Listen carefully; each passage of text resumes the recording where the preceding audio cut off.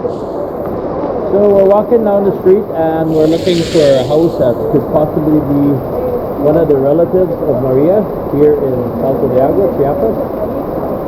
We see two police ride by on a motorbike and looking at us.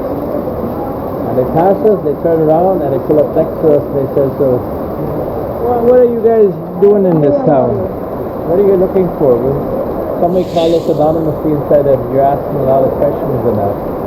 So we explained to them that my wife's grandfather was born here, and we're trying to see if we can find some relatives. And then they asked where we're from and all that. So we explained to them, you know, what was going on. And they said, oh, okay. They said, it's a little town, people gossip a lot, so people were worried about two strangers in town asking questions, all stuff like that. And then they took off and left. After they left, this happened. Rain. It's coming down by the buckets. It's just crazy. Look at that water, how it's coming down. We need to get back to the bus station by 4 p.m. Lucky we're not too far away, but in this rain we're really far away.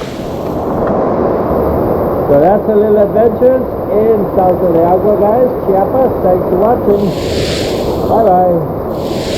Hope this rain goes away.